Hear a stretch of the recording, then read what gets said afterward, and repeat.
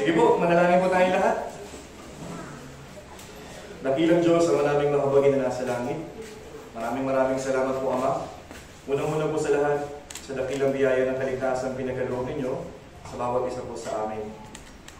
Lahat kami ay makasalanan, lahat kami ay patungo sa walang hanggang pagkapuksa. Subalit nakabag kayo sa amin at ibigin ninyo kami. Dahil sa pag-ibig mo na ito ay bamalak ang dugo ng Panginoong Yesus doon sa krus para bayaran niyo lahat ng aming mga pagsuway. Salamat po, Panginoon, dahil walang sinuman sa amin yung karapat-dapat sa dakilang biyaya ng kaligtasan. Pagkatapos ninyo kaming iligtas, ipinagkaloob niyo sa amin yung inyong maluwalhating iglesia upang patuloy na tumanggap ng mensahe mula sa Panginoon na makakatulong para sa pagtibay at paglago ng aming pananampalataya.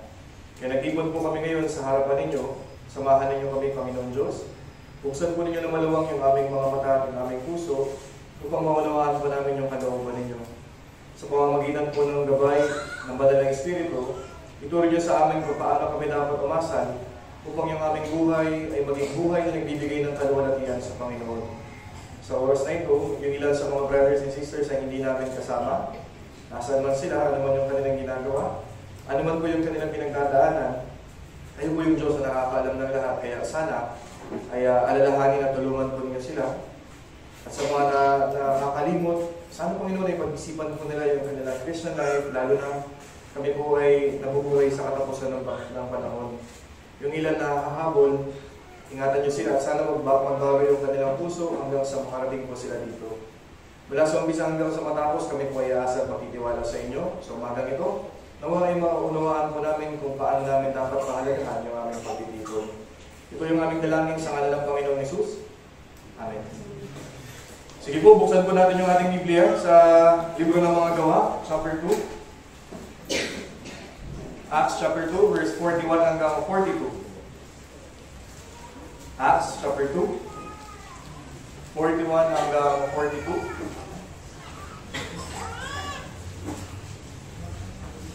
Sa Libro ng Mga Gawa, Kapitulo 2, versikulo 41 hanggang 42.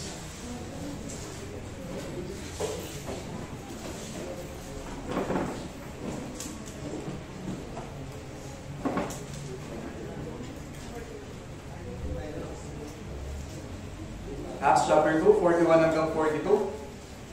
So nakita po, pwede mo basahin mo natin ang sabay-sabay? Acts chapter 2, 41 hanggang 42. Basahin mo natin ito ng sabay-sabay. Kaya't ang mga tumanggap ng kanyang salita ay binautismuhan at natagdag ng araw na iyon ang may 3,000 kaluluwa. Nanatili silang matibay sa turo ng mga apostol at sa pagsasama-sama, sa pagpuputol-putol ng tinapay at sa mga pananalangin. So, ito pong Acts chapter 2. So, kinanta ko kanina yung pagdating ng mga aliw. Alam niyo po yung kanta? So, dito po sa Acts chapter 2, pinapaliwanag ko dito yung pagdating ng mga aliw. Okay? Sabi po ng Panginoong Jesucristo, aakit ako sa langit, pero ipapadala ko sa inyo yung mga aliw, yung Banal na Espiritu. Kaya nung dumating po sa mga alagad, dito pong Banal na Espiritu, ipinangaral po ni Apostol Pedro yung tungkol po sa Ebanghelyo. So, sinabihan niya po yung mga tao na kung gaano kalaking kasalanan yung ginawa nila. Sabi nila, pinapatay ninyo yung Diyos, pinapatay ninyo yung tagapagligtas. Kaya sa verse 37, kung titignan po natin, verse 37, sabi ko dito, nang marinig nila ito, nasaktan ng kanilang puso at sinabi kay Pedro at sa ibang mga apostol, mga Ginoo, mga kapatid, anong dapat namin gawin? Kaya nung narinig po nila, yung pong tungkol sa Ebanghelyo, sinabi ni Pedro yung kanilang kasalanan kaya nasaktan sila. Alam nila yung pong sitwasyon nila sa harapan ng Diyos, alam nila na papunta sila doon sa walang hanggang pagkapuksa.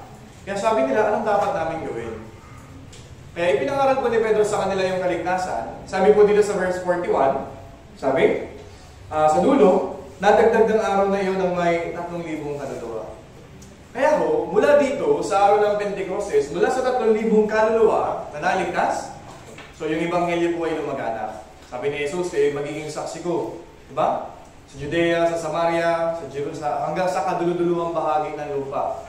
Kaya ho, yung Ebanghelyo, mula po sa kanila, actually, umabot po ito sa atin. At sa katunayan, patapos na. Okay? Patapos na po yung panahon na kung saan pwede natin maipangaral yung Ebanghelyo. Okay? So, paano po kayo, brothers and sisters?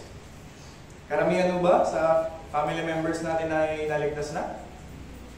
O marami pang hindi? Walang sagot? Ano? Marami pa? O konti na lang? Okay, yung iba marami, yung iba konti. Okay? Ang tanong, sa palagay niyo ba maliligtas sila? Sa palagay niyo ba maaabot sila ng Ebanghelyo? Oo, hindi. Oo. Bakit? Sino makakatulong sa kanila? Yes, alam natin. Ako. Ikaw mismo. Okay? Pero para mangyari ito, tanungin mo rin yung sarili mo. Ito bang mensahe ng Ebanghelyo ay nasa akin talaga? Kailangan natin pag-isipan yung bagay na ito. Okay? Ito bang mensahe ng kaligtasan ay nasa kamay ko talaga? Kasi kung wala, kahit na gusto natin silang maligtas, imposible. Pero kung yung mensahe ng Ebanghelyo ay nasa iyo, gaya ng 3,000 ito, mula sa Jerusalem ay umabot hanggang Pilipinas, hanggang sa iba't ibang panig ng mundo yung Ebanghelyo, aba, aabot yan sa mga pamilya natin, kapitbahay natin. Tama? Pero may bagay silang ginawa para lumaganap yung Ebanghelyo. Maraming bagay, pero isa po yung ituturo ko sa inyo. Sabi sa verse 42, nanatili silang matibay sa turo ng mga apostol, sa pagsasama-sama, sa pagpuputol-putol ng tinapay at sa mga pananalangin. So gusto kong ituro sa inyo yung tungkol po sa, sabi dito, yung pagsasama-sama. Okay? So, nanatili silang matibay doon po sa pakikisama. Alam niyo po, magkaiba yung pagkakaroon lang ng Christian life sa pagiging matibay sa Christian life. Okay? Malaki po yung pinagkaiba po niya. So pag-isipan natin maigi, bakit ba kailangan ng pakikisama? O sa usual na term na ginagamit natin sa church ay fellowship. Bakit ba kailangan ng fellowship? Alam niyo ba, sa paglipas ng mga panahon, marami mong mga tao, meron silang pagnanais na magkaroon ng fellowship kasama ng Diyos. Okay? Bakit kaya? Bakit kaya yung mga tao nagnanais sila na makasama yung Diyos? May idea ko kayo. Yung mga tao, pag tinanong natin sila, di ba, naniniwala sila sa Diyos, nais silang pumunta ng langit.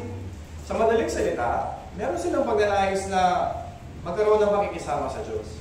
Okay? Bakit?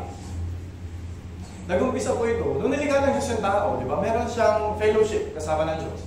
Sa Genesis chapter 2, verse 7, di ba? Hiningahan ng mga butas ng kanyang ilaw ng hininga ng buhay, at ang tao ay naging buhay na kaluluwa. Yung Diyos na buhay, at yung tao na mayroong buhay na kaluluwa, ibig sabihin, meron silang pakikisama. Meron silang fellowship. Kaya nga, doon sa halaman na ng Eden, naririnig ni Adan at saka ni Eva yung tinig ng Panginoon. Diba? Nakakausap nila yung Panginoon. Bakit? Kasi meron silang pakikisama doon po sa Panginoon. Tayo pong mga tao, meron po tayong yung wangis ng Diyos, yung Espiritu.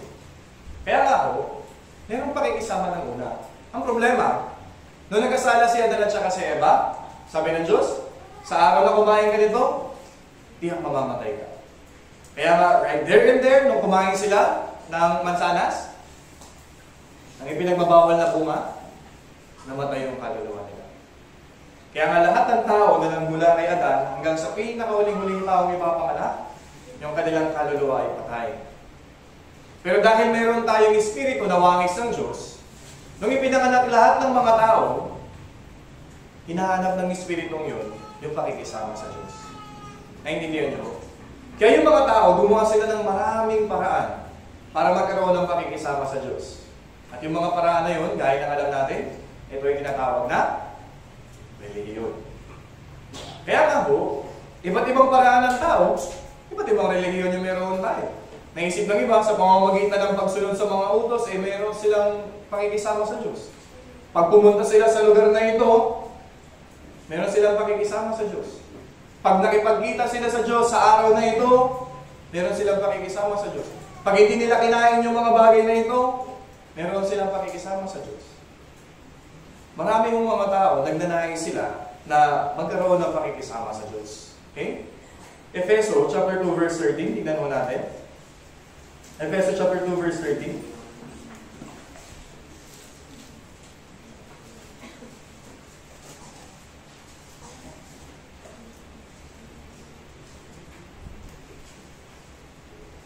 Efeso chapter 2 verse 13.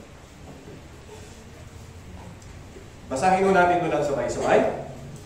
Subalit ngayon ay na kay Kristo Jesus, kayo na noong una ay malayo, ay inilapit sa pamamagitan ng yes.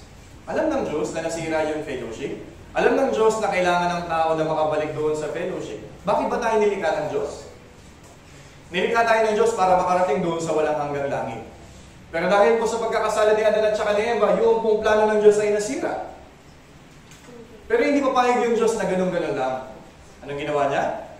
Para maibalik po yung pakikisama, para maiayos ulit yung nasirang fellowship, dumating si Jesus. Okay? Yung Diyos na maluwalhati, siya ay dumating dito sa lupa, saan yun ni Jesus? Nagdanak siya ng kanyang banal na dugo para tubusin yung lahat ng ating mga kasalanan. Alam niyo po, yun lang yung paraan. Malinaw walang binanggit ng Biblia, subalit ngayon ay na kay Kristo Jesus, kayo na noong una ay malayo. Totoo. Lahat po tayo ay nalayo. Diba? Ibig sabihin po ng pagkahiwalay sa Diyos, o ibig sabihin po ng patay, hiwalay sa Diyos. Tama ho? Kaya nga ho, yung espiritong patay, nagnanais siya. Gusto niya makarating doon sa Diyos. Gusto niya magkaroon ng pakikisama sa Diyos. Pero imposible yun sa mga tao dahil makasalanan ho tayo. Pero yung Diyos, meron siyang purpose kung bakit niya tayo nilikha. Okay? Para makarating doon sa langit. At para maisakatuparan yung plano ng Diyos, ito. Okay? Kaya na noong una ay malayo ay inilapit sa pamamagitan ng dugo ni Kristo.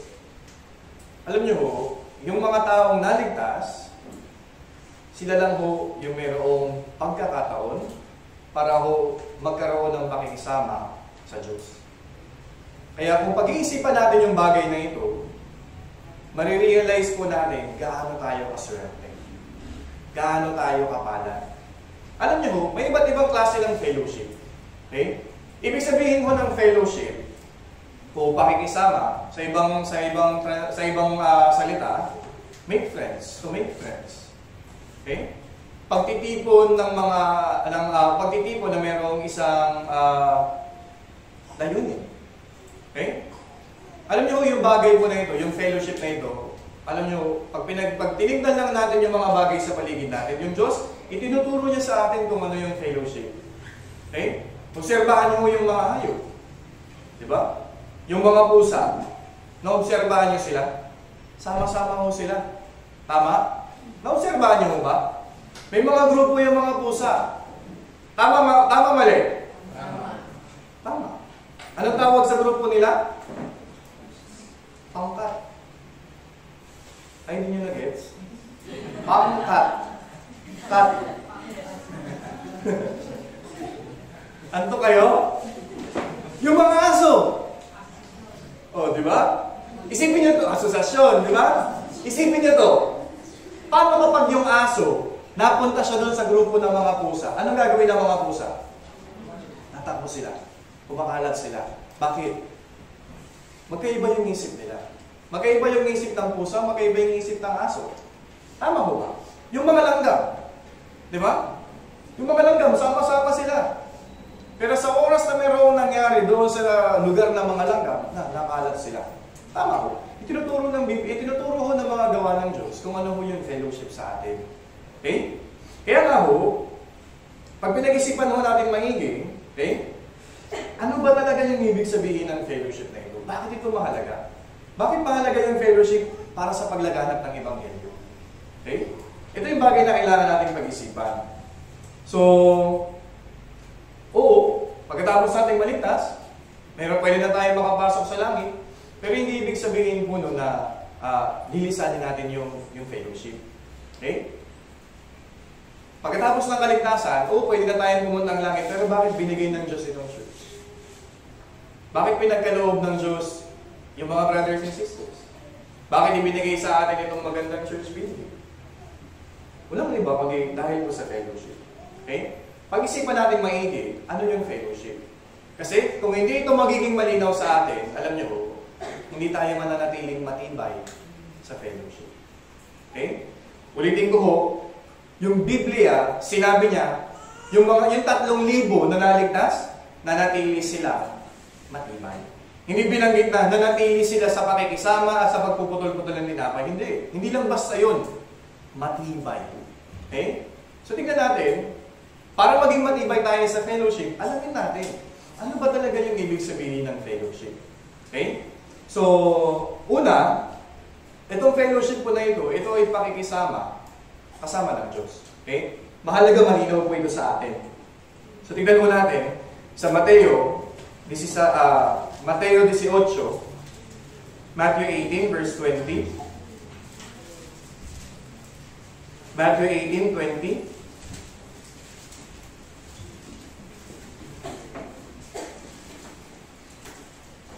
Mateo 18, versikulo 20.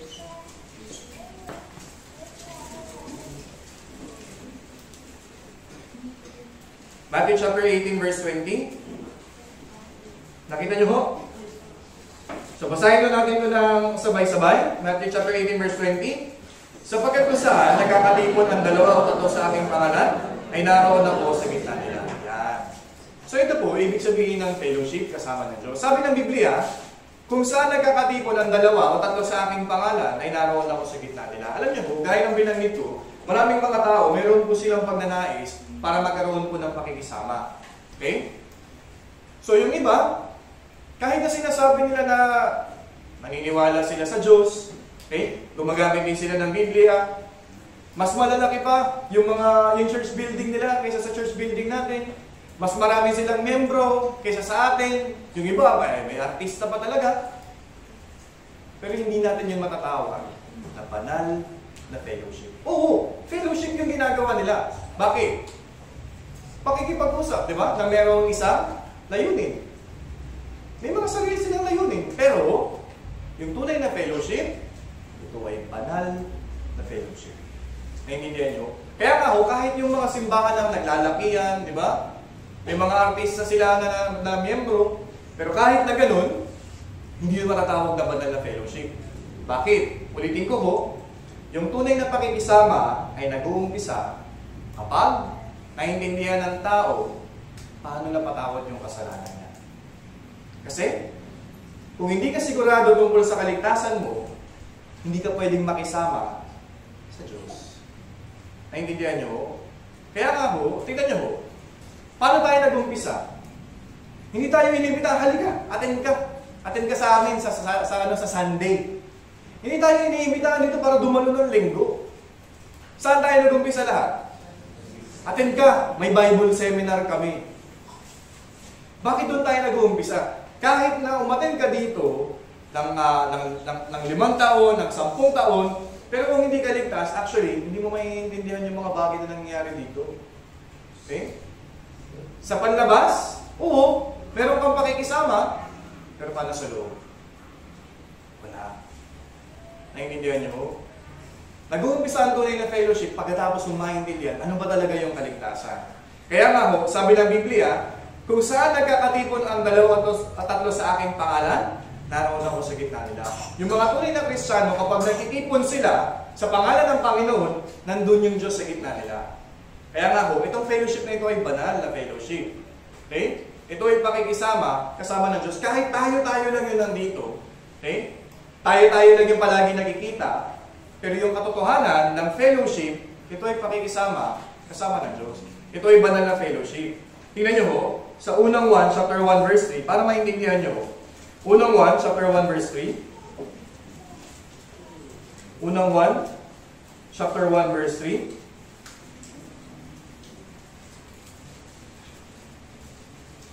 Unang 1, chapter 1, verse 3.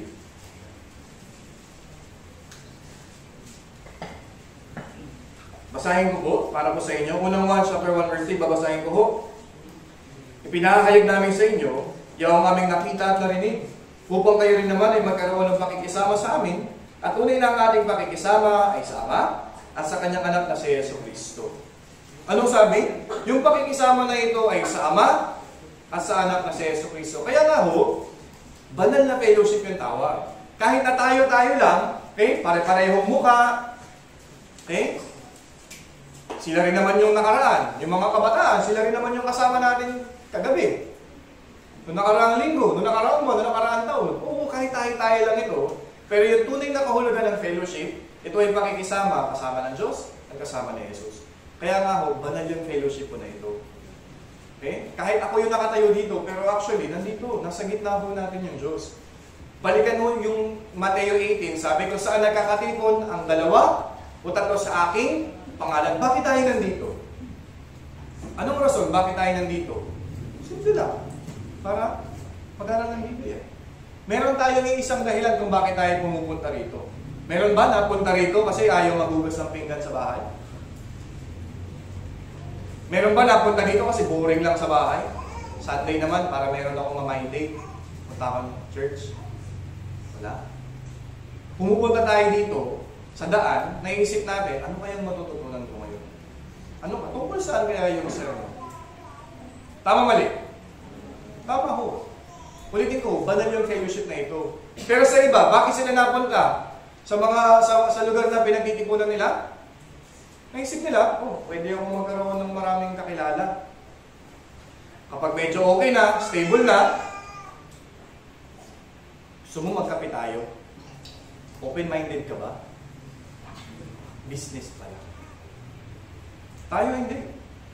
Meron ba lang dito para sa business? Hindi. Open-minded tayo, oo. Kasi kailangan natin matutunan yung Biblia. Pero hindi tayo nagtitipon dito para ano yun? Magkaroon ng mga networks? Tama ba yung term? Downlines?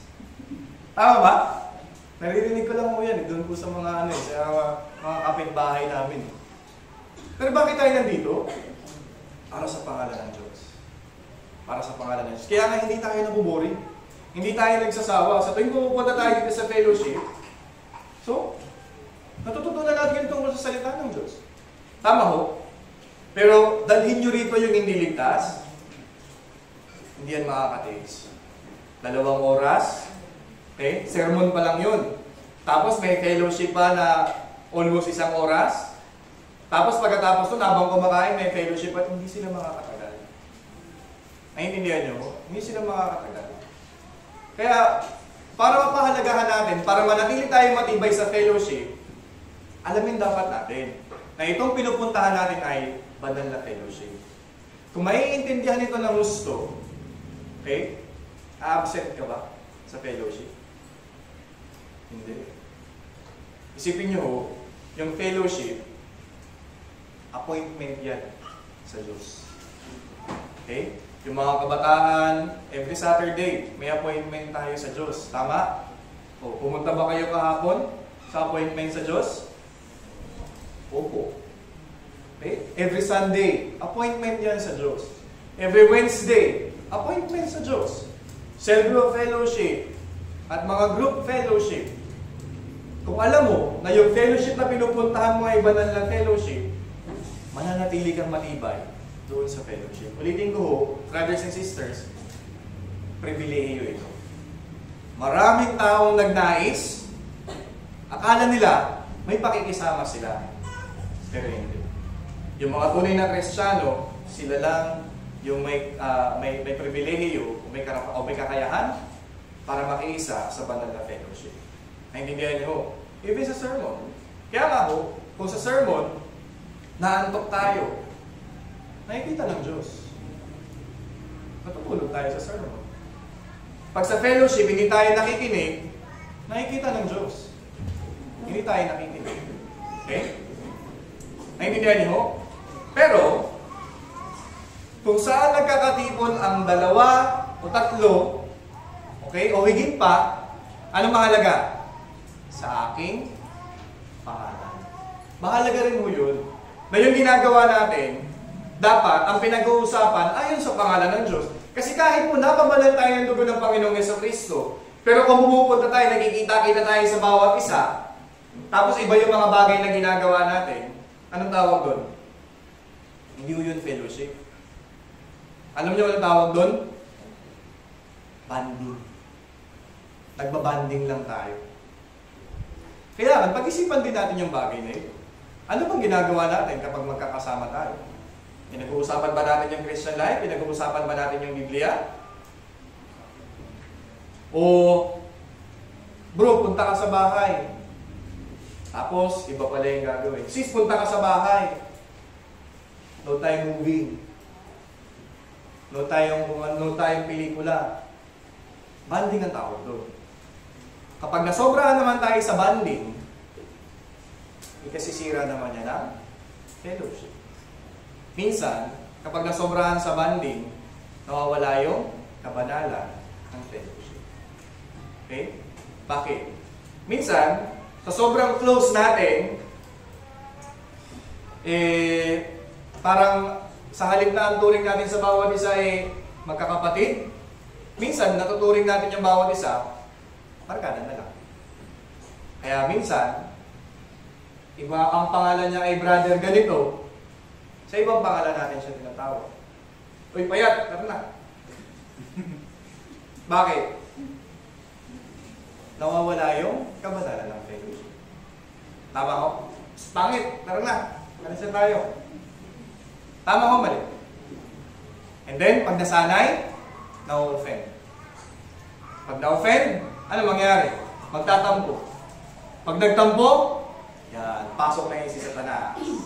Huwag ka muna matindang linggo. Sinabihan kang pangit, di ba? Paulit-ulit. Nasisira yung fellowship. Pero kapag napapanatili yung kabanalan ng fellowship, walang problema. Okay? Kaya number one, dapat maintindihan natin, ito ay banal na fellowship. Kahit tayo-tayo lang yung nandito, yung Diyos at yung Panginoong Jesucristo, nandito. Okay? Number two, anong ginagawa natin pag nasa fellowship? Para mas maintindihan, para mas mapatibay sa fellowship.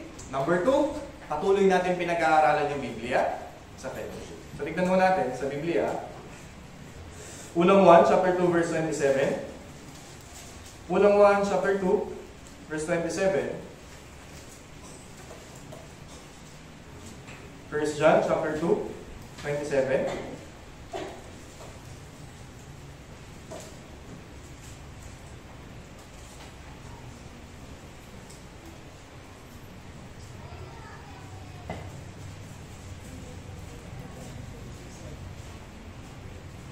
Sabi ko dito, basahin mo natin 1 John chapter 2, 27. Tungkol sa inyo, ang pagkapahid na inyong tinanggap ay nananatili sa inyo, kaya hindi na ninyo kailangan pang kayo turuan ng sinuman. Ngunit kayo tinuturuan ng kanyang pagkapahid tungkol sa lahat ng mga bagay, at ito'y totoo at hindi kasinungalingan. Kung paano kayo tinuruan ito, ay gayon kayo manatili sa kanya. So napakahalaga, sabi dito, hindi namin nyo kailangan na kayo turuan pa ng sinuman. Anong ibig sabihin po nito? Hindi ibig sabihin nito na hindi na natin kailangan ng mga ministers. Okay? Anong ibig sabihin nito? Tungkol sa inyo, ang pagpapahid na inyong tinanggap ay nananatili sa inyo. Ano yung pagpapahid na ibig sabihin po dito? Ito yung Holy Spirit. Pagkatapos nating maligtas, ipinagkaloob sa atin yung Holy Spirit. Okay? Na nawala yung, nung naiintindihan natin na napatawad yung mga kasalanan, okay? Dumating yung Holy Spirit sa atin. Yung Panginoong Jesucristo, nung binautismuhan siya, anong sabi ng tinig mula sa langit? Ito ang minamahal kong anak, sa kanya ako lubos na nalulubog. Alam niyo, pagkatapos nating maligtas, yun din yung sinabi ng Diyos sa atin. Ito ang minamahal kong anak, sa kanya ako lubos na nalulubog. Bakit? Tayo ay naging mga anak ng Diyos.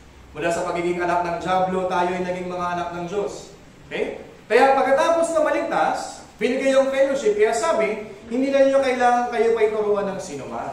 Hindi natin kailangan ng makinig mula sa ibang mga aral. Alam niyo ho, brothers and sisters, mag-ingat ho tayo. Bakit? Bakit yung iba, hindi sila nadalo ng sermon, hindi sila nadalo ng fellowship. Naisip nila, yun na naman. Yun na naman yung turo. Ba't di sila natin ng Wednesday sermon? Yan na naman yung turo. Bakit po makapal yung Biblia? Ang daming aral dito. Pero, sa 3,500 taon, meron bang bago dito sa Biblia? Meron ba? Wala. Sa ibang version ba, yung bunga na pinagbabawal na, yung puno, yung pinagbabawal na bunga, yung pagkakilala ng mabuti at masama, Sa ibang version ba ng mga bagong labas? Dalandan na yung tawag? Hindi. Naintindihan nyo? Walang bago. Walang bago dito sa Biblia. Pero minsan, naghahanap tayo ng bago. Alam mo ba? Ano nangyayari? Sinusubukan nating makinig doon sa ibang mga turo. Sabi ng Biblia, hindi na natin kailangan turuan tayo ng sino man. Kaya ho, brothers and sisters, mag-ingat ho kayo. Lalo na ho sa panahon ho natin ngayon, okay? Marami ho, talaga, gumagamit din sila ng Biblia. Talaga, magaling din sila magsalita. Oo, mapapersuade ka kapag narinig mo, lalo na kapag pecha de peligro ka na. Di mo na alam kung saan mo hugutin. Tapos bigla may maririnig ka tungkol doon sa mga preaching nila. Grabe. Pwede kang ma-persuade. Sa katapusan ng panahon, alam niyo ho, yung Diablo, ikilos siya ng ikilos. Magpapadala siya ng magpapadala ng mga maling mga tagapangaral. Mag-ingat ho tayo. Okay, mag-ingat ho tayo. Atras lang mo ng konti, 2 Pedro 3:16. 3:16. 2 Peter chapter 3 verse 16.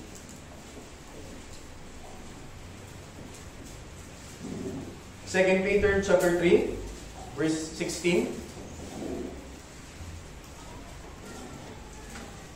Basahin ko natin ito ng sabay-sabay.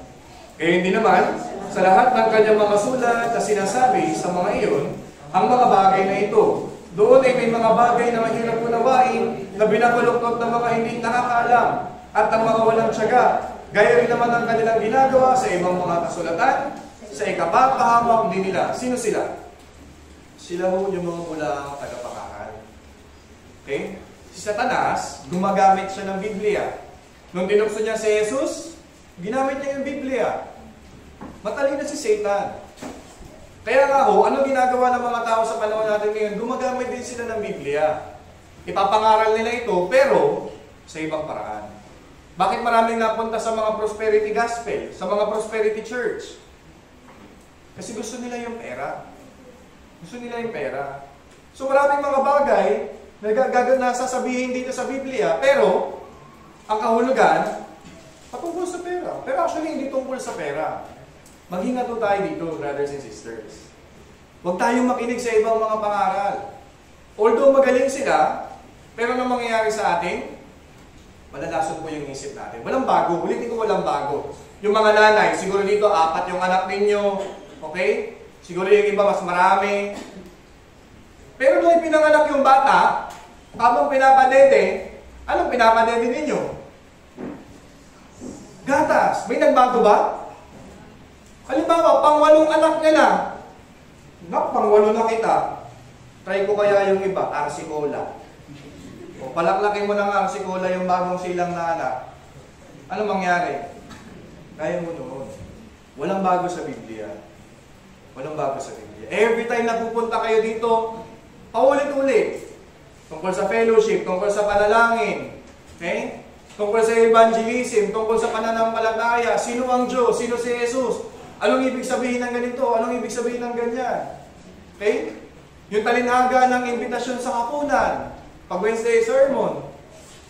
Mapuspos ng Espiritu Santo. Walang bago. Pero kung gugustuhin natin makinig ng bago, anong magagawin natin? Lalayo tayo dito sa fellowship. Pag lumayo tayo sa fellowship, try natin makinig sa iba, masisira ko yung Christian life natin. Naintindihan niyo ho, brothers and sisters? Naintindihan niyo ho? Sabi ng Biblia, hindi kayo kailangan turuan ng sino man. Manatili kayo doon sa pagpapahid at ng pagpapahid na yun ay totoo. Naintindihan niyo? Ito bang Biblia magsisinungaling? Hindi. Pero yung mga tao na walang Holy Spirit, magsisinungaling sila. Naintindihan niyo? Kaya nga maraming nadaya, tanggapin mo si Jesus bilang personal mong tagapagligtas. Sabi yan sa ganito. Kailangan mo lang i-repeat yung kasalanan mo para maligtas ka. Sabi yan sa ganito. Pero hindi. Naintindihan niyo? Kaya makapal yung Bible para mas malaman natin ng gusto, sino yung Diyos? Sino si Jesus? The more na nakikilala mo kung sino yung Diyos, the more maiintindihan mo, ano yung capability ng Diyos? At kung alam mo kung ano yung capability ng Diyos, mas magtitiwala ka sa Diyos. Naintindihan niyo ho? Naintindihan niyo ho? Sa sobrang sama na ng panahon ngayon, okay, mahalaga ho, mas mapag-aralan yung Biblia. Okay, ulitin ko ho, mas mahalaga mapag-aralan yung Biblia. Sabi ng awit 109 in verse 105, di ba? Ilawan sa aking paa ang salita mo, liwanag sa landas ko. Kung wala tayong alam, kung hindi natin pag-aaralan itong Biblia, alam niyo, lalakad tayo dito sa mundo gaya ng hindi ligtas. Naintindihan niyo, gaya ng hindi ligtas. Kaya ho, pinagkaloob ng Diyos itong fellowship para mas mapag-aralan natin yung Biblia. Isipin mo naligtas ka. Past, present, future sins, tubos na sa pamamagitan ng dugo ni Jesus. Pero kung hanggang doon lang ang alam mo, paano ang Christian life mo? Wala. Mabubuhay ka, sarili mo pa rin yung susundin mo. Kaya pinagkaloob ng Diyos yung fellowship. Anong sabi sa inyo pagkatapos siya maligtas sa Bible seminar? Ingat. Kita-kits na lang. Hinihimok tayo. Attend ka po. Attend ka po ng Sunday. Attend ka po ng Wednesday. Bakit? Mahalaga pag-aralan yung Biblia pagkatapos ng kaligtasan. Ako, naniniwala po ako na yung mga brothers and sisters dito, pumupunta tayo dito sa church kasi kailangan natin pag-aralan yung Biblia. Tama mo ba? Okay. Pangatlo, para mananiling matibay, ano ang ibig sabihin ng fellowship na ito? Itong fellowship na ito ay walang hanggang pamilya. Okay? Ito ay walang hanggang pamilya. Tignan nyo ho, sa Kawikaan 18:24. Kawikaan 18:24.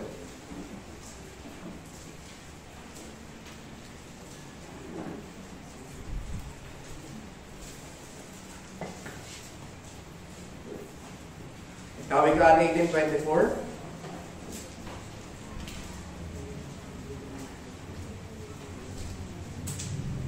Nakita niyo ho? Proverbs chapter 18:24. Basahin mo natin ito lang sabay-sabay. May mga kaibigan na nagkukunwaring kaibigan, ngunit may kaibigan na mas maliit kaysa isa. Yes. Okay? Yes, meron kayong mga kaibigan. Pero tanong, anong klaseng kaibigan sila? Anong klaseng kaibigan ng mga kaibigan ninyo? Alam niyo ho, sabi nila, yung mga tao, gaya daw tayo ng magandang bulaklak sa paningin ng mga tao. Lalo na sa paningin ng ating mga kaibigan. Kapag maganda yung bulaklak, mabango, di ba? Palaging tinitignan, ay, ang ganda, inaamoy. Tama? Pero paano kapag lanta na? Kahit ang magandang-maganda yan, may pumapansin pa ba? Dinadaan-daan na lang, tama ho? Yung mga kaibigan, ganyan lang tayo sa kanila. Pag okay ka, pag may kaya kang itulong, para kang bulaklak na maganda at mabango. Pero kapag nagipit ka, pag wala na, sino ka? Huyo. Huyo po. Yan yung mga tinatawag na makamundong kaibigan. Pero sino ang tunay na kaibigan? Si Jesus. Si Jesus ang kaibigan. Ano sunod? Diba? Pakailan pa man. O yun. Si Jesus ang tunay na kaibigan. Si Jesus ba? Iniwan niya tayo? Kahit hindi niya tayo kilala, kahit na puro kasalanan niyang ginawa natin, tinubos tayo ni Jesus. Naintindihan niyo po? Kung ganun, sino pa ang mga tunay na kaibigan? Yang mga katabi ninyo. Yang mga nasa likuran ninyo. Yang mga nasa harapan ninyo. Sila ang tunay na kaibigan. Ang tunay na kaibigan, okay? Walang hanggan. Alam niyo, kahit namamatay ang kaibigan mong nasa tagiliran mo, magkikita kayo niya. Saan? Naintindihan niyo? Kaya pahalagahan niyo yung mga yan, ha? Ay, walang ganyan sa ibang simbahan. Tingnan mo yung katabi mo sa kaliwa. Oh. Sige, oh. Sige, ba't naiiyak kayo? Nahiya ako. Sinabihan ako ng pangit eh. Diba? Nasa kaliwa, nasa kanan, nasa likod, nasa unahan. Brothers and sisters, wala kayong magagawa. Okay? Tayo-tayo na to. Hanggang mag-rapture, tayo-tayo na yung magkakasama. Ito ay walang hanggang pamilya. Sabi, may kaibigan na mas madikit kaysa isang kapatid. Sino sila? Yan, yung mga brothers and sisters natin. Kaya pag nag-testimony, huwag kayong mahiya. Sis, ikaw na, share ka naman. Next time na lang po, nahiya ako. 3 taon ka na ng church, nahiya ka pa din. Hindi yun. Totoo yung sinasabi ng Biblia. Okay? Sila ay walang hanggang kaibigan. Kapag may problema ka, sino makakaunawa sa'yo? Kapag sinabi mo yung problema mo sa mga worldly friends mo, paano ka nila i-comfort? Sabi ko naman sa'yo, tol, 2 long neck lang yan eh.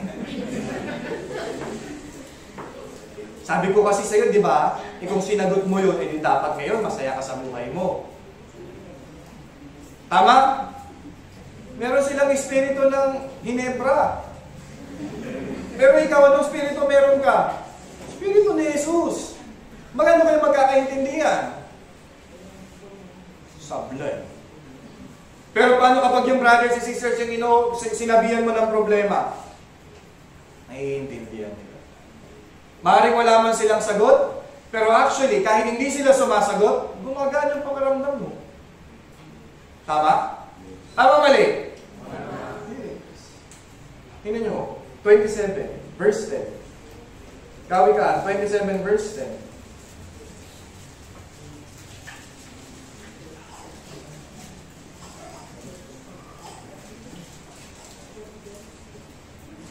Tingnan nyo mo. Kawikaan, 27 verse 10. Babasahin ko. Ang iyong kaibigan at ang kaibigan ng iyong ama ay huwag mong pabayaan. Huwag kang pumaroon sa bahay ng iyong kapatid sa araw ng iyong kasawian. Mas mabuti pa ang malapit na kapitbahay kaysa isang kapatid na malayo naman. Sabi, huwag kang pumaroon sa bahay ng iyong kapatid sa araw ng iyong kasawian. Sino ito? Yung mga worldly friends. Huwag kang pupunta sa kanila sa araw ng kasawian. Sabi, mas mabuti pa ang malapit na kapitbahay kaysa isang kapatid na malayo naman. Sino ang malapit na kapitbahay?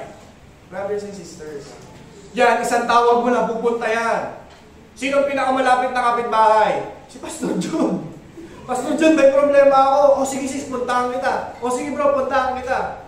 Tama mali? Pero minsan, dahil hindi natin ito alam, kinukuha natin yung comfort sa mga kaibigan ng sanlibutan. Diba? O sige na, huwag ka na mag-alala. Ako nang bahala, nilibre kita. O nilibre ka, kumain kayo ng kung saan-saan. Nabusog ka, pag uwi mo, wala ka ng problema? Hindi. Pero kung sa brothers and sisters natin yan bubuksan, alam mo yun, kinuha nila yung bigat ng dala mo, hinati ninyo. Tama mali? Yes. Ito po yung walang hanggang pamilya. Kung paano si tatay, tinuturo niya sa mga anak niya kung ano yung mga bagay-bagay para sa bahay. Ganun din sa church. Tinuturuan tayo ng Diyos kung paano tayo dapat na umasal. Tama? Tama ho? Ito ay walang hanggang pamilya. Okay? Kaya nga ho, dahil ito ay walang hanggang pamilya, ulitin ko, kailangan natin protektahan yung bawat isa. Okay? Kailangan natin protektahan yung bawat isa. Kailangan natin intindihin yung bawat isa. Sa loob ng pamilya, mayroong mga mas nakatatanda, mayroong mga mas nakakabata. Di ba? So, paano kung paborito ni Bunso yung t-shirt mo? Ibibigay mo, hindi? Okay pala ka, oh.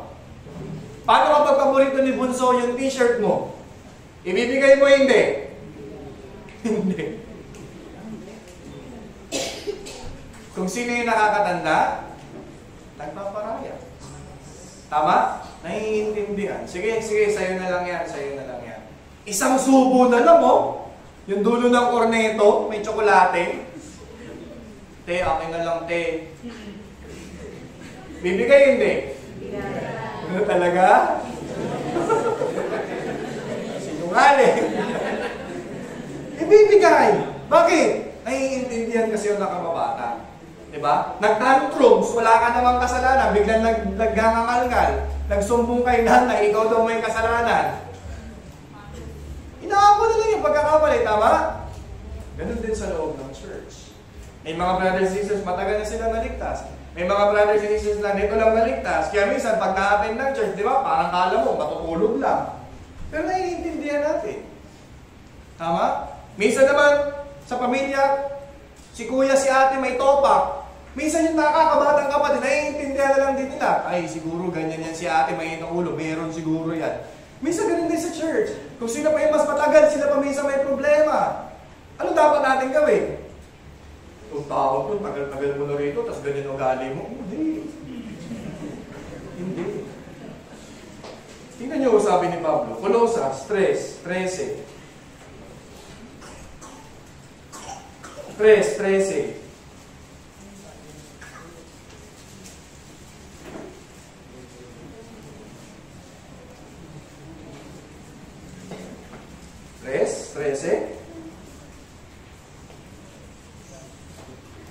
Colossians chapter 3 verse 13. 3:13. Basahin natin ito ng sabay-sabay. Pagtiisan ninyo ang isa't isa, at kung ang sino man ay may reklamo laban sa kanino man, magpatawaran kayo sa isa't isa. Kung paano pinatawad kayo ng Panginoon, ay gayon din naman ang inyong gawin. Napakaganda po nito. Pagtiisan niyo ang isa't isa. Evangelist, ilang taon na yan, kanyang pa rin eh. Pagtiisan niyo yung isa't isa. Naintindihan nyo? Naintindihan nyo? Paano? Paano natin ito pagtitiisan? Ibig sabihin, kasama ng pagtitiis, tinatanggap natin, di ba? Tinatanggap natin, pinapatawad natin, pinapalampas natin. Paano? Paano natin gagawin yun? Evangelist, kung alam mo lang, wala na. Ubus na yung... Kung may ibibigay man akong pagtitiis, ubus na. Hindi. Paano? Paano natin gagawin ang pagtiisan? Sabi, pagtiisan, di ba? Paano yung gagawin? Tingnan nyo, yung sikreto, kung paanong pinatawad kayo ng Panginoon, ay gayon din naman ang inyong gawin. Yun yung sikreto. Minsan, mabilis tayo magalit, mabilis tayo magpula, nakakalimutan natin kung sino tayo. Sino ba tayo? Tayo ba? Dahil matagal na tayo nasa church, madali na tayong magsabi na, oh, ganito, ganyan, ganon. Hindi. Hindi. Sino tayo? Pare-parehas lang tayong mga makasalanan, pinatawad ang dugo ni Jesus. Kung yun yung mindset natin, kahit 10 taon na yan si brother o kaya si sister, ganyan, mapagtitiisan mo yan. Naintindihan niyo ho. Naintindihan niyo ho. Sige, subukan ninyong makipagbangayan. Aayos ba yung ugali? Hindi. Paano mag-aayos yung ugali ng mga kapatid? Kung meron man silang problema, paano aayos yung ugali nila? Biblia. Naintindihan niyo? Kaya kung yung mindset natin, parehas lang naman kami makasalanan, pinatawad lang kami ni Jesus, magmamalaki tayo. Mapagtitiisan natin yun, bawat isa. Minsan talaga dumarating talaga sa punto na wala talaga, nauubos talaga tayo, nagagalit talaga tayo. Natural lang yun. Makasalanan tayo, nagagalit ka talaga eh. Nagagalit yung puso mo, pero anong kaya mong gawin? Itigom yung bibig. Hindi na lang ako magsasalita. Iiiyak ko na lang habang ang mga matay nakatingin sa itaas. Parang pelikula, no? Tama ho? Yun yung paraan. Pagkiisa ninyo yung isa't isa. Hanggang sa yung bata mong makulit, yung batang kapatid mong makulit, hanggang sa natuto na siya. Tapos tinutulungan ka na niya. In time. Darating din sila sa punto na yun. Naintindihan niyo ho. Kapag ganun po, alam niyo ho, yun yung magandang family. Alam niyo, sa family, meron talagang away. Sa church, may away. Okay? May tampuhan. Okay? May kampihan. Pero anong sabi ng Biblia? Dapat ay hindi ganyan. Okay? Dapat hindi ganyan. So, hanggang kailan natin gagawin yung ganitong bagay? Tingnan natin. Ephesians chapter 4 verse 3. Atras lang po konti. Ephesians chapter 4 verse 3.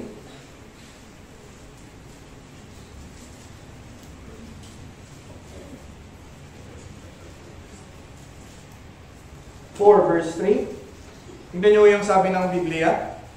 Ephesians chapter 4 verse 3, babasahin ko yung sa inyo. Na nagsisikap na mapanatili ang pagkakaisa ng Espiritu sa buklod ng kapayapaan. Nagsisikap, kailangan nating pagsumikapan ito. Bakit? Bakit sinabi ng Biblia, pagsikapang gawin? Mahirap. Ilan ho kayo dito sa lapidaryo? 70? 60? Ilan ho kayo dito lahat?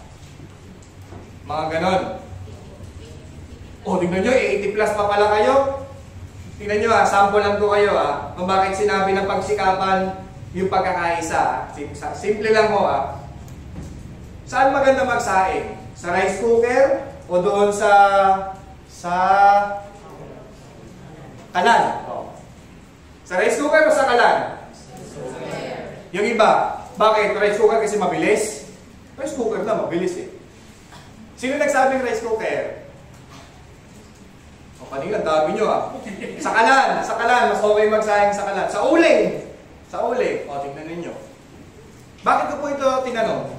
Napakasimple lang kung paano ka lang magsasaing, ang dami nating opinion. Ay, maganda yan, lagyan niya ng dahon ng pandan. Tsaka yung dahon ng saging, ano ba Tagalog, lemongrass? Tanglad. Di ba? Ang dami niyong opinion. Palagay ninyo kung pag-iisa ninyo yung 85 na utak. Hindi. Pero anong sabi ni Pablo? Pagsikapan. Alam nyo, kahit marami tayong opinion, saan lang tayo nagkakaisa? Bible seminar.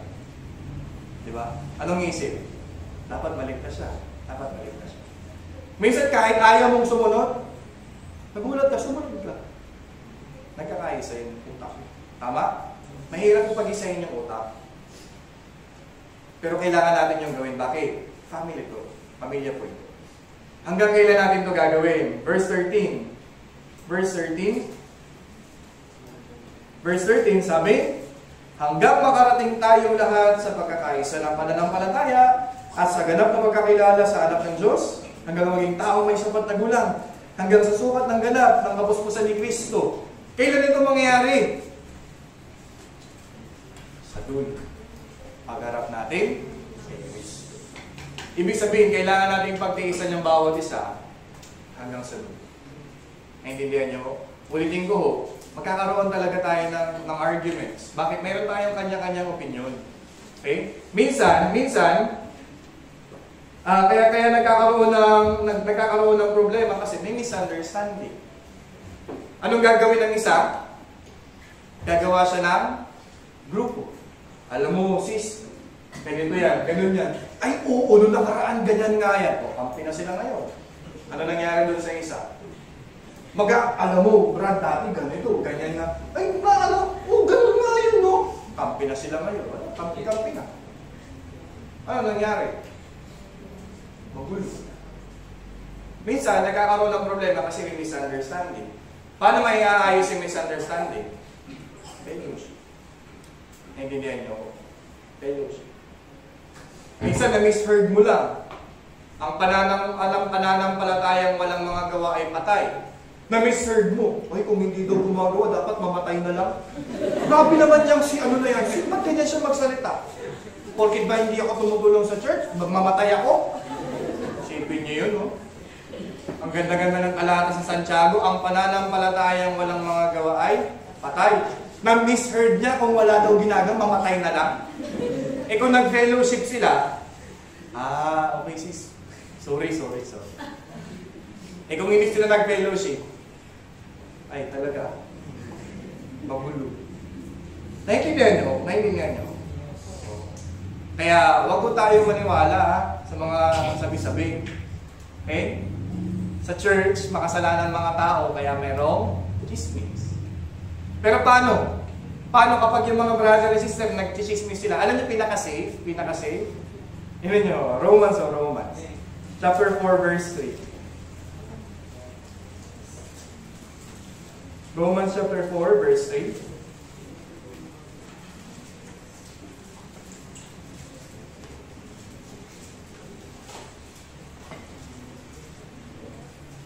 Romans chapter 4, verse 3. Tingnan nyo, nakita nyo ho? Romans chapter 4 verse 6. Tingnan nyo ha, sabi ng Biblia, basahin natin. Sapagkat ano ang sinasabi ng kasulatan? Sumampalataya si Abraham sa Diyos at iyon ay binilang sa kanyang katwiran. Yung gusto ko pang pag-isipan dito, itatak nyo sa isip ninyo, anong sinasabi ng kasulatan?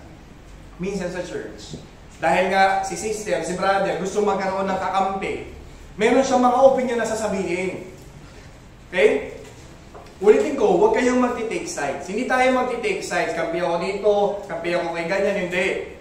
Para maiwasan yung ganito, ano lang isipin mo? Ito, anong sinasabi ng kasulatan? Sapagkat anong sinasabi ng kasulatan dyan? May meron siyang concern. Sabihin mo na sa kanya, ano ba sinasabi ng Biblia tungkol dyan? Anong natin sa pastor dyan? Ay, intindihan nyo? Sa oras na mag-take tayo ng sides, magulo. Isang side lang ang kailangan nating panigan. Panig ng church. Panig ng church. Bigyan ko kayo ng example hindi nyo ito napapansin, pero actually ginagawa ninyo ito. Ito panig ng church, di ba? Sino yung mga nanay na may anak mo? Pakitaas yung kamay. Yan. Tignan nyo May anak ako. Tignan nyo Pwede naman silang umupo dyan sa tabi ninyo. Tama. Kaso pag umupo sila dyan, mag-iingay sila, tama? Tama mali? Tama mali? Tama. Saan nyo sila dinala? Para sila mag-ingay. Minsan pinapatahan lang kasi hindi naman masyado maingay. Pero yung iba, dahil makulit talaga, inilalabas natin sila, nilalagay natin sa kabilang hall. Tama ba? Tama o mali? Tama. Kahit na ganyan yung gusto ninyo, pero ano ba yung panig ng church? Ano yung mas nakakabuti para sa church? Ilabas na lang sila. Tama o? Ito yung punto. Ito yung panig ng church. Kung ano yung mas makakabuti para sa church, yun yung kailangan natin gawin. Kahit na ayaw natin, pero kung yun yung panig ng church, yun yung kailangan natin gawin. Naintindihan niyo ho. Naintindihan niyo ho. Para makita yung unity. Yung choir kanina maganda yung kanta. Pangit? Practice pa daw kayo. Maganda, di ba? Paano kung yung isa? Yung boses, anong kinanta nila kanina? Diba? Ang ganda, diba? Paano kung yung isa ka? Maganda kaya yung unity? Yung maganda kaya harmony ng choir? Gaya. Diba? Gaya. Kailangan natin i-keep yung unity sa loob ng church. Anong sinasabi ng kasulatan? Ganun ba? Brother, ganun ba? Ay, ganun ba, sister? Ano ba sinasabi ng kasulatan? Anong natin si pastor? Naintindihan niyo ho? Para walang problema. Para walang problema. Pero, ulitin ko, minsan, hindi talaga kinakaya. Hindi talaga kinakaya. Okay? Lumalayo tayo ng fellowship. Para lang meron kang masabihan, sinasabi mo sa iba. Tama? Alam niyo ho, i-remind ko kayo, wag na wag niyo po itong gagawin. Wag na wag niyo po itong gagawin. Okay? Lalo yung iba, wala, sumabog talaga yung bulkan. Anong ginawa nila? Nag-post sa social media. Yung mga iba dyan, bla bla bla bla bla bla bla bla bla bla. Bakit? Na-experience ko ito. Na-experience. Tapos may nag-reply, yung sister. Kaya hindi na ako nag-testimony. Patay, sabi ko, patay. Ano na sabihin ng mga kapitbahay? Tapos yung mga nag-comment, mga unbeliever, ang lalim ng hugot mo Paano na? Tapos, invite po kayo, may Bible seminar kami. Sino pupunta? Sino maniniwala sa atin? Yan yung sabi ni Pablo. Unang Korinto, 6:7. Ito, i-keep din natin ito sa puso po natin. 1 Corinthians 6 verse 7. Basahin mo natin. Nakita nyo ho? Ito, tandaan mo natin ito, brothers and sisters. Basahin mo natin, 1 Corinthians 6:7. Sa katunayan, ang magkaroon kayo ng usapin laban sa isa't isa, ay isa ng pagkatalo para sa inyo. Bakit hindi ninyo hayaan na lamang na kayo gawa ng masama? Bakit hindi na lang kayo padaya? Napakaganda po ng talata. Sa katunayan, ang magkaroon kayo ng usapin laban sa isa't isa, ay isa ng pagkatalo para sa inyo. Pag nagkaroon lang daw tayo ng conflict, talo na daw tayo. Sino nanalo? Si Satanas. Pag nagkakaroon tayo ng argument, si Satanas nasa kanto, tignan mo ng mga Kristiyano na to, unity pa kayo! Pero nung nararamdaman ng Holy Spirit, napipigat, nagagalit, nalulungkot yung Holy Spirit. Kaya ho, iwasan natin. Paano ulit ito may iwasan? Bakit hindi na lang kayo pataya? Bakit hindi na lamang kayo, bakit hindi nyo na lamang hayaan na kayo gawa ng masama? Ibig sabihin, ba't hindi na lang tayo padihado? Tingnan nyo yung magkakapatid may dalawang magkapatid. Ito, experience na ng mga magkapatid dito. Si Bunso pumalo. Pak! Anong gagawin ng tas nakakatanda? Gaganti, tama? Ilan? Dalawa yan. Gaganti uli yung isa, 3. Mas malakas. Anong gagawin na rin? Gaganti sila ng gaganti, tama? Hanggang sa magkakasakitan sila, iiyak sila. Sakit ng ulo ni nanay, sakit ng ulo ni tatay. Tama, mali? Isipin nyo ito, paano kung pinalo siya ng isa? Tapos di siya gumante. Papalo pa kaya yun ulit? Okay. Bakit hindi na lang tayo patalo? Bakit hindi na lamang natin hayaan na gawan tayo ng masama? Chinismis ka, ikaw daw umubos ng ulam. Hindi naman totoo. Binigay mo naman talaga sa newcomer. Kumalat na ngayon sa buong lapidaryo. Grabe si Brother Paul, inubos yung patatas, inubos yung ulam. Cell group leader pa naman si Brother Paul, kaso inubos yung ulam. Ano ba naman yan? Anong gagawin ni Brother Paul? Magluluto ulit? Pwedeng kahit na ganun yung mangyari. Pabayaan. Hindi mahalaga kung ano yung tingin na iba. Ano mahalaga? Kung ano yung alam ng Diyos. Minsan, kakadepensa natin sa sarili natin, inaaway na natin yung iba. Ba't di na lang ninyo hayaan kayo madami? Ba't ninyo na lang hayaan na gawan kayo ng masama? Padihado na lang tayo para walang problema sa loob ng church. Okay? Baka naman nagpadihado kayo sabay, alam mo, brother, ganito. Huwag na rin ganun. Huwag na kayong maghanap ng kakampi. Iiyak nyo na lang sa unan sa Diyos. Hindi niya nyo, pamilya ko ito. Eternal family ko ito. Okay? Yung iba sa atin, naalis, nalayo. Pero nung bumalik, sinabi na, bawal ka na rito sa church. Hindi. Uy! Kamusta ka na? Tagal mo na wala. Tuloy. Welcome pa din.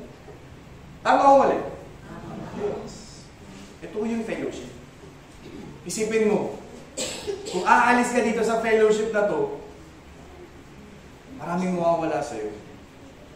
Pero every time na pumupunta ka sa fellowship na ito, marami yung nakakaalala sa'yo. Marami yung nakakasama mo. And then happy ka pag may nadadagdag na maraming bago. Tama ho? Tama ho? I-keep natin yung unity, i-keep natin yung family. Hindi ko si Satanas, ayaw niya. Pag magkakaisa tayo, ay, natatakot talaga si Satan. Bakit? Kasi alam niya, marami tayong kayang gawin pag magkakasama tayo. Marami tayong kayang gawin kapag iisa yung isip natin. Diba? Parang kanin lang yan eh. Pag nagkaisa tayong rice cooker, marami tayong maisasaing. Pero kapag yung isang grupo, dalagyan mo ng daw ng dalandan, ay daw ng pandan, o yung isa ganyan, magulo. Tama o? So, itong fellowship ay Holy Family. Okay? Eternal Family. Number 4. Okay, pag nasa fellowship tayo, ito humahalaga. Sa 1 Corinthians chapter 1, 8 hanggang 9.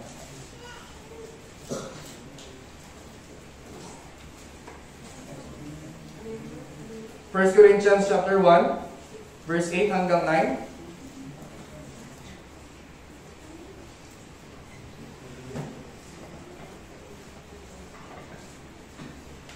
Nakita niyo ho? 1 Corinthians chapter 1, 8 hanggang 9. Basahin mo natin ang sabay-sabay. Siya rin na magpapalakas sa inyo hanggang sa katapusan na hindi masusumpatan sa araw ng ating Panginoong Jesucristo. Ang Diyos ay tapat na sa pamamagitan niya ay tinawag kayo tungo sa pakikisama ng kanyang anak, si Jesucristo na ating Panginoon. Number 4, sabi, siya rin na magpapalakas sa inyo hanggang sa katapusan na hindi masusumbatan sa araw ng ating Panginoong Jesus. Yung mga nasa fellowship, sila ay haharap sa Diyos ng walang anumang ikakahiya. Okay? So, sige, tingnan nyo ulit yung mga brothers and sisters. Tingnan nyo naman sila maigi. Oh, ano yung itsura? Anghel? Anghel na ba? Anghel? Anghel naman, kaya naman. Sa loob. Yung mukha, medyo, kaya naman, medyo anghel na. Alam mo yung punto nito? Pagkatapos ng kaligtasan, masamang tao tayo, masama pa rin tayo. Pero kayo ba? Hindi ba kayo nag-isip na wala ba kayong ugali na gusto na ninyong alisin sa pagkatao ninyo? Lagi ko meron. Born again nga eh. Born again tapos, wala, ganito talaga. Bahala sila. Hindi gano'n. Born again na nga tayo eh. Meron tayong ugali na gustong mapalitan. Tama? Paano yun? Sa loob ng fellowship. Okay? Ulitin ko ho, yung Word of God, natututunan natin, and yung Word of God, yun yung magbabago sa atin. Naintindihan nyo ho. Tingnan nyo yung panalangin ni Reverend Johan, di ba? Nawa, makaharap kami sa inyo ng walang anumang dapat na ikahiya. Mangyayari po yun kung mananatili tayo sa loob ng fellowship. Okay? Kung dati, hindi natatapos yung sentence mo na walang mura, pag nasa fellowship ka, matututunan na hindi na magmura. Okay? Dati ang almusal mo ay si Aling ganito, ngayon iba na. Tama? Word of God na. Naintindihan niyo mo? Kaya mahalaga, manatili sa fellowship. Bakit? Mababago po tayo. Mababago po tayo. Kahit na gaano kapangit yung ugali mo, pero kung mag-aabay ka sa fellowship, magbabago yan. Kung magkakilala lang tayo dati ng bata-bata ko, hindi kayo maniniwala sa mga sinasabi ko ngayon. Totoo. Marami akong kakilala. Masama talaga ugali, pero dahil nanatili sa fellowship, nagagamit ng Diyos. Okay? Marami tayong mga bagay na kahiya-hiya sa harap ng Diyos. Pero kung mananatili tayo sa loob ng church, okay? Yung Diyos yung may-ari ng church, tama? Tama? Si tatay o kaya si kuya, di ba? Kapag mayroong bagay ay may nasirang gripo, anong ginagawa nila? Inaayos nila kaagad. Tama ho. Ganun din sa loob ng church. Ano mang mga bagay na hindi karapat-dapat sa kaluwalhatian at papuri, aayusin niya ng Diyos. Yung buhay natin, maraming bagay dito hindi karapat-dapat sa kaluwalhatian at papuri. Anong gagawin ng Diyos? Aayusin ng Diyos ito. Okay? Para haharap tayo sa Kanya nang walang anumang ikakahiya. 1 John chapter 2:28. 1 John chapter 2:28.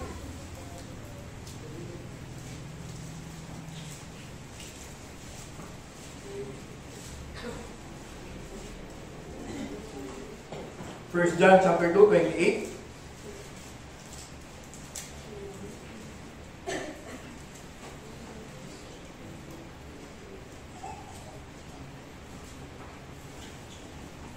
Basahin mo natin. 1 John chapter 2:28. At ngayon, mga munting anak, manatili kayo sa Kanya upang kung mahayag siya ay magkaroon kayo ng pagtitiwala at hindi mapahiya sa harapan niya sa Kanya. Magaling. Manatili daw. Manatili kayo sa Kanya. Manatili lang sa fellowship. Okay? Kaya nga ho, pagkatapos ng kaligtasan, kayo malilinis na sa pamamagitan ng salitang aking sinabi sa inyo. Kayo manatili sa akin at ako'y sa inyo. Kaya kailangan manatili. Pag nanatili daw tayo, hindi daw tayo mapapahiya. Magkaroon kayo ng pagtitiwala at hindi mapahiya sa harapan niya, sa Kanyang pagdating. Okay? Kung gusto natin na humarap tayo sa Diyos ng maluwalhati, mahalaga ho, manatili tayo sa loob ng fellowship. Okay? At kapag nababago na po yung ugali natin, okay, ano nang nangyayari sa atin? Doon po tayo magkakaroon ng bunga.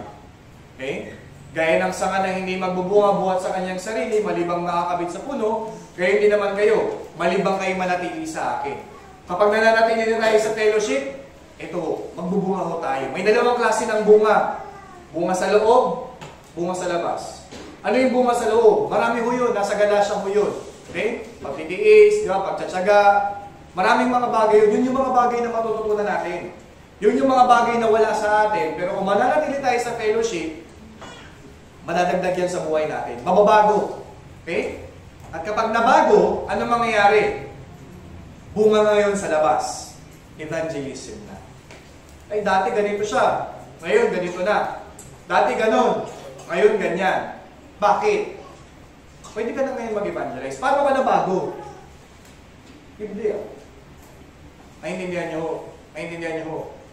Kung makita ng iba si Kristo sa buhay natin, maniniwala sila, Kristiyano talaga tayo. Okay? May Diyos sila. Pero bakit yung Diyos nila? Ganon. Ikaw, sabi mo may Diyos ka, pero yung Diyos mo ganyan, hindi ka nag-aalala. Kahit na mahirap yung buhay, okay ka lang. Kalma ka lang. Bakit ganon? So, pwede na tayo makapag-evangelize ngayon. Naintindihan nyo, brothers and sisters. Kaya mahalaga ho, manatili sa loob ng fellowship. Yung 3,000 na yun, manatili silang matibay. Okay? Ang ibig sabihin ho ng matibay, andun ka palagi sa fellowship. Yun ang ibig sabihin ng matibay. Kahit saan, andun. Kahit malayo, andun. Kahit huli, andun. Yun yung pananatiling matibay. Sabi ng Biblia, di ba, sa Hebreo, huwag nating pabayaan yung ating pagtitipon, gaya ng ugali ng iba. Bakit? Yung iba hindi naman sila save eh. So, optional sa kanila. Next time na lang ako pupunta dyan. Sunday na lang. Kasi makikita naman kami yun. Hindi ganun yung isip natin. Kaya ulitin ko, malapit nang bumalik si Jesus. Huwag nating isipin, cell group na naman. Wednesday sermon na naman. Ha? May bigla ang fellowship? Nagpatawag ng fellowship? Ha? Dapat ang isipin natin, ilang Wednesday sermon pa kaya mapuntahan? Ilang Sunday sermon pa kaya mapuntahan? Ilang mga Bible seminar pa kaya mapuntahan ko? Bakit? Darating yung araw, tapos na yan. Okay? Kunti na lang. Tapos na yan. So, paano ho kayo? Yung Christian life ninyo, okay na kayo dyan? Ano na kayo? Contento na? Contento na ho kayo? Hindi. Kaya nga may pagkakataon pa. Fellowship. Naintindihan niyo ho. So, yung 3,000 na naligtas, nanatili lang silang matibay sa fellowship. Kaya nga ho yung Ebanghelyo, umabot. Tayo mismo. Saksi tayo dito. Ilan lang ba kayo dati? Ilan na kayo ngayon? Kung hindi ka nanatili sa fellowship, nandyan ka ba sa Christian life mo na yan ngayon? Hindi. Kaya wag tayong pakumpiyansa. Ay, okay na ako. Leader na ako. Hindi. Wow. Tuloy. Okay? So, hindi ko alam kung na-share ko nito dati, pero alam niyo yung Apostle Paul? Palabas Apostle Paul? Hindi niyo alam? Sino ang nakanood ng Apostle Paul? Bakit ko, nung nakita ko yun, doon ko naiintindihan kung gaano kahalaga yung fellowship. Bakit? Noong unang panahon ho, pag nalaman na yung Roman Empire, grabe ko yung pag-uusig nila sa mga Kristiyano. Lalo na ho sa pamumuno ni Emperador Nero, kaya na narinig natin, diba, pinapakain sila sa leon. Okay? Alam niyo yung Roman candle, kapag New Year, yung mga pailaw, alam niyo yun?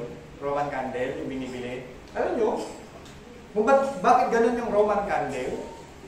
Sa early church po, kapag yung mga Kristiyano, hinuhuli sila, sinasabi sa kanila, sabihin mo, hindi ka naniniwala kay Jesus. Sabihin mo. Kumbaga, kailangan mong i-denounce yung faith mo. Sabihin mo, hindi ka naniniwala. Pero syempre, mga tunay na Kristiyano, hindi. Mananalig sila sa pananampalataya nila, tama? Anong ginagawa sa kanila? Itatali sila sa poste. Okay? Tali sila sa poste. Tapos, bubuhusan sila ng gas. Isilaban silang buhay. Roman candle. Yun yung Roman candle. Sila yung literal na ilaw sa daan. Kasi, nagsisilbi talaga yung mga Kristiyano. Ilaw talaga sila sa daan. Bakit? Madilim eh. Ginagawa silang buhay na sulok. Bakit sila nahuhuli? Aatin sila ng fellowship. Okay? Patakas nilang ginagawa yan. Pag nahuli sila, mamamatay sila. Paano tayo? Pag umupunta tayo dito, meron bang badya yung buhay natin? Wala. Pero sila, ganun po yung na-experience nila. Pero kahit na ganun, nanatili silang matibay. Kaya kung pag pinag-isipan mo natin, brothers and sisters, mahalaga po itong fellowship. Kung hindi tayo aatin ng fellowship, malaki nawawala sa'yo, kawalan mo to. Okay? Kaya gusto ko po pag-isipan natin yung bagay na ito. Mabilisan, diretsaan. Ano? Kailangan kayo sa church, hindi? Kailangan kayo sa church, hindi? Talaga? Kahit wala ka, aandar tong church. Aandar yung gospel. Naintindihan nyo? Pero bakit yung mga leaders? Nagmamakaawa sila, attend kayo. Bakit yung mga pastor? Nagmamakaawa sila, attend kayo. Kasi kailangan natin tong church. Okay? Hindi tayo kailangan ng church. Tayo yung may kailangan sa church. Ito po yung totoo. Kaya sana po, pahalagahan yung fellowship. Gusto mo ma-evangelize yung family mo, umattend ka ng fellowship. Mahirap po, kapag binalikan ka ng ine-evangelize mo, lalo na si nanay, tatay mo, kapatid mo, may Bible seminar kami, attend ka, pero hindi ka nila nakikita umattend ng fellowship. Ano sasabihin mo kapag sinabi nilang, ikaw nga, hindi ka nga nag-church eh. Papaatinin mo pa ako dyan. O ano ngayon sasabihin natin? Wala na, blanco na tayo. Mahirap na mag-evangelize. Gusto mo silang umattend ng church, ikaw mismo hindi ka nag-church. Paano? Tama o? Pero kahit na ganun, yung mga leaders natin, nagmamakaawa sila sa atin. Pakiusap po, attend kayo ng fellowship. Attend po kayo ng mga sermon. Para yan sa atin. Para yan sa atin. Alam nyo, naawa rin ako doon po sa pastor na nagtyaga sa akin. Talagang ako pa galit. Palagi akong pinupuntahan. Galit na galit ako. Pero nito ko lang na-realize kung gaano yung puso niya para lang makaka-attend ako ng church. Naintindihan niyo? Mahalaga yung fellowship. Okay? Yun yung totoo tungkol sa fellowship. Walang pag-uusig. Okay? Hindi tayo mamamatay pag ma-attend tayo, hindi gaya nila. Sila pinapatay sila. Okay? Kaya kung sana, kung gusto natin na matulungan yung maraming tao na maligtas, huwag kayong lumiban ng fellowship. Pahalagahan yung fellowship. Hanggat hindi naiintindihan ng tao yung katotohanan sa isang bagay, ipag-iisan kami niya yan. Pero kung alam niya kung ano yung katotohanan, pahalagahan niya yan. Okay? So, isang bagay pa bago tayo magtapos, may kapangyarihan sa fellowship. Okay? May kapangyarihan sa fellowship. Kawi ka ano? Bago lang mo magtapos, kawi ka ano? Chapter 30, 27. Chapter 30, 27. Proverbs po, chapter 30, verse 27.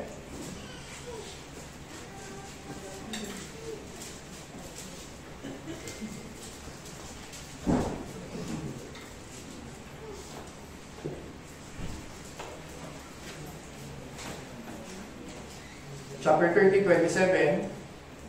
Bago lang po magtapos, basahin na natin.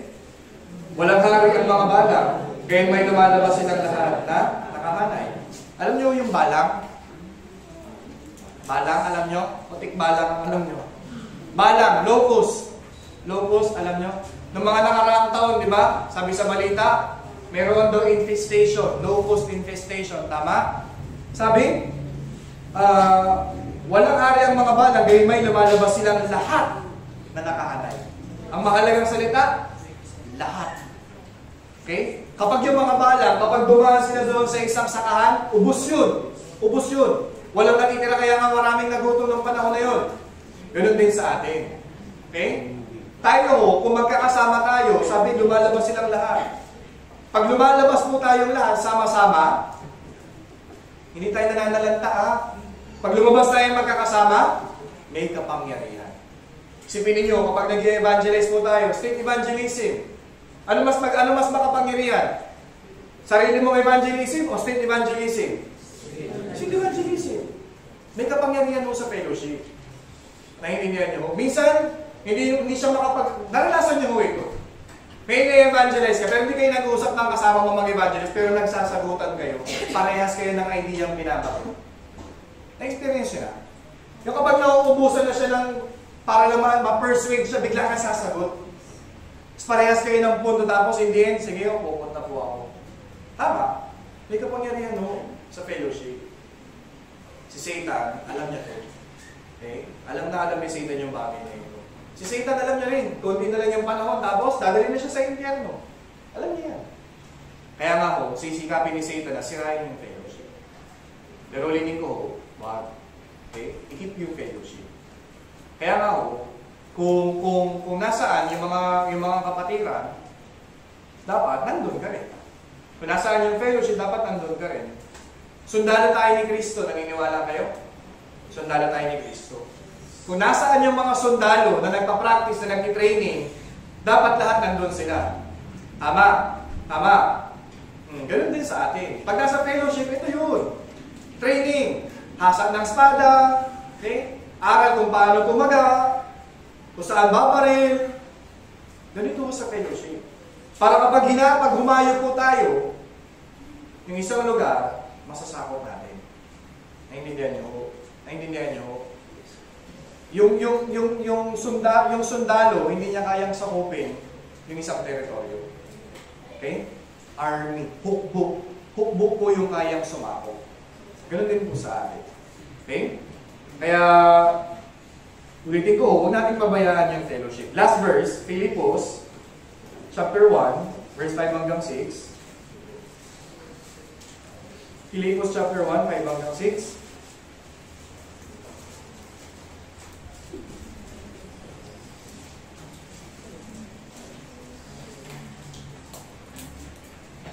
Philippos chapter 1, verse 5 hanggang 6. Basahin mo natin ito ng sabay-sabay. Dahil sa inyong pakikibahagi sa pagpapalaganap ng Ebanghelyo, mula ng unang araw hanggang ngayon, ako'y panatag sa bagay na ito, na nagpasimula sa inyo ng mabuting gawa, ay siya rin magtatapos ito hanggang sa araw na Jesucristo. Si Apostol Pablo, sabi niya, dahil sa inyong pakikibahagi sa pagpapalaganap ng Ebanghelyo, mula ng araw hanggang ngayon.